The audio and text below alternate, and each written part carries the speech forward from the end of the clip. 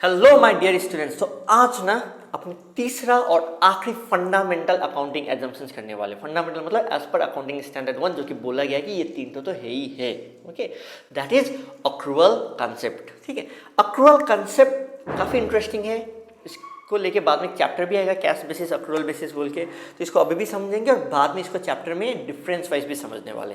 Accrual concept is one of the very important concept, क्योंकि अपने जो अकाउंटिंग करते हैं ना, जो ट्रू जो ज़्यादा बेटर पिक्चर जो देता है अकाउंटिंग का, वो अक्रूवल कंसेप्ट से ही देता है। ठीक है, एंड अक्रूवल कंसेप्ट मतलब क्या, उसको समझते हैं। ठीक है, उसको समझने के लिए चलिए शुरू करते हैं। देखो बच्चों, अकाउंट्स में अपने करते क्या है, ट्रांजेक्शन्स को रिकॉर्ड करते हैं। तो for recording of the transactions, आपको जब ट्रांजेक्शन्स रिकॉर्ड करना है, for recording of the transactions आपके पास दो तरीका है। ठीक है, दो तरीका है ट्रांजेक्शन्स को रिकॉर्ड करने के लिए बिजनेस में। एक होता है कैश बेसिस और एक दूसरा होता है आपका अक्रूवल बेसिस। ठीक है, बाद में इसका डिफरेंस भी अपने एक अलग से एक चैप्टर है किसी किसी बुक में, तो उसको अपने अलग से एक चैप्टर वाइज भी उसको समझेंगे डिफरेंस वे में। ठीक है, लेकिन अभी के लिए हम लोग सिर्फ कंसेप्ट समझने का बात करें तो भी अपने को कैश बेसिस समझना बहुत जरूरी है। कैश बेसिस क्या बोलता है? कैश बेसिस बोलता है ना, जब ट्रांजेक्शन को कब रिकॉर्ड करो, as and when cash is received और as and when cash is going out. ठीक है, whenever a cash transaction is taking place, that means transaction मतलब रिसिप्ट या पेमेंट इज टेकिंग प्लेस। ठीक है, then you record it, then only you record it, rather than only you record. ठीक है, तभी आप रिकॉर्ड कर पाओगे, ट्रांजेक्शन्स का रिकॉर्डिंग तभी होगा। वेराज एक्रूअल बेसिस क्या बोलता है ना, एक्रूअल बेसिस वो नहीं बोलता है। एक्रूअल बेसिस बोलता है हम कैश बेसिस फॉलो नहीं करते हैं। जरूरी नहीं है, क्योंकि हम लोग सिर्फ कैश बेसिस फॉलो करेंगे तो अपना जो इंटरप्रिटेशन है, अपना जो प्रॉफिट है, अपना जो लॉस है, अपना जो ट्रू पिक्चर जो है प्रॉफिट एंड लॉस का, वो सही से नहीं आएगा। ठीक है, तो एक्रूअल बेसिस में अपने कैसे फॉलो करते हैं, कैश और due which ever is earlier. ठीक है, दोनों में से जो भी पहले हो जाए उसको अपने रिकॉर्ड करेंगे, विच एवर इज अर्लियर, जो पहले हो जाए, कैश और ड्यू में से जो पहले हो जाए। मतलब फल पक गया है, सिर्फ तोड़ना बाकी है, तो जो पक गया ना रिकॉर्डिंग कर लो। ठीक है, विच एवर इज अर्लियर। ठीक है, मतलब क्या सर, एक बार फिर से कुछ एक दो एग्जाम्पल देके बताओ। ये बहुत इंपॉर्टेंट भी है, समझना भी पड़ेगा बच्चों, एकदम ध्यान से समझना पड़ेगा। होता क्या, देख तो देखो, हम एग्जाम्पल लेते हैं। मान लो मेरा एक बिजनेस है। ओके, एक साल मैंने पूरा सामान बेचा, दूसरा साल भी मैंने बेचा, 1 करोड़ का सामान बेचा, दूसरा साल भी 1 करोड़ का बेचा, तीसरा साल भी 1 करोड़ का बेचा, पैसा नहीं आया। बड़ा मेहनत लगता है बेचने में, बड़ा मेहनत लगा, बिक रहा, एक दूसरा साल भी बिका, तीसरा साल भी बिका। एकदम हाइपोथेटिकल एग्जांपल ले रहे हैं, समझो, लेकिन इससे क्लैरिटी आएगा। तो सिंस मैंने उधारी में बेचा, क्या हम रिकॉर्ड कर पाएंगे फर्स्ट ईयर में कुछ भी? नहीं। सेकेंड ईयर में नहीं, थर्ड ईयर में नहीं। तो यदि हम कैश बेसिस फॉलो करें ना, तो first year, second year, third year में ये सारे जो ट्रांजेक्शन 1-1 करोड़ का जो मैंने उधारी में बेचा हुआ है, ठीक है, वो रिकॉर्ड ही नहीं होगा।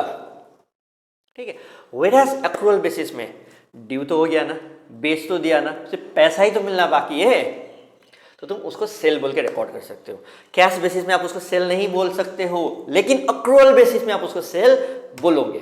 और जब बोलोगे तो आप उसको एक बिक्री मानोगे, बिक्री मानोगे तो आपको मालूम चलेगा कि इतना प्रॉफिट हुआ या लॉस हुआ, क्योंकि आप कैश और due which ever is earlier, ठीक है, उसको ही अपने क्या करते हैं, रिकॉर्डिंग करते हैं।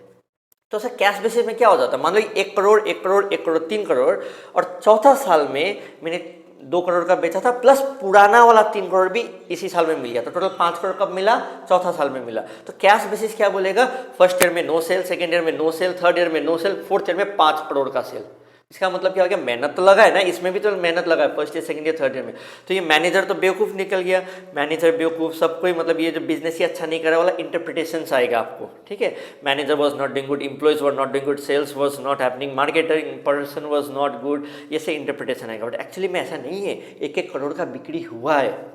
ठीक है, और ये जो चौथा साल में मान लीजिए एक नया मैनेजर आया, वो बोलेगा देखो मैंने बिजनेस स्टार्ट किया, मतलब चलाना स्टार्ट किया, और इसी साल से ही मेरा 5 करोड़ 10 करोड़ रुपया पैसा आने लग गए। ये बोलता है कैश बेसिस में। ठीक है, एक्रूअल बेसिस में ऐसा नहीं होता है। अगर में तुमने बेचा, सिर्फ मिलना ही तो बाकी है, 1 करोड़ का सेल, 1 करोड़ का सेल, 1 करोड़ का सेल, ऐसे करके लिखोगे। ठीक है, ये होता है अक्रूवल बेसिस।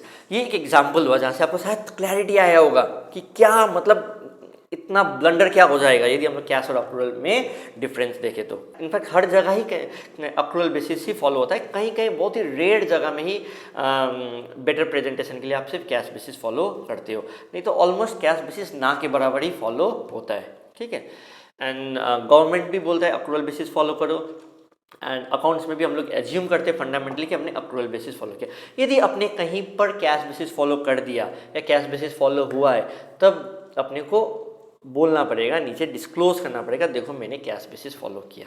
तो accrual basis gives a better presentation for accounting. Accrual basis teaches us, or rather it matches the revenue and the expenses, and it gives a better picture of the profit and loss, and it shows the balance sheet and the profit and loss in the better way, in the true and fair way. So accrual basis is followed by all the businesses, and they need not tell that कि मैंने ना accrual basis follow किया, मैंने ना accrual basis follow, बोलने का दरकार नहीं। It is fundamentally assume that you have followed this. ठीक है, नहीं करोगे तो बोलना पड़ेगा। आई होप ये क्लैरिटी आया होगा आपको। ठीक है, सो और भी एग्जाम्पल दे सकते हैं, वीडियो को थोड़ा छोटा ही रखते हैं, तो मिलते हैं नेक्स्ट वीडियो में विद अ न्यू कंसेप्ट।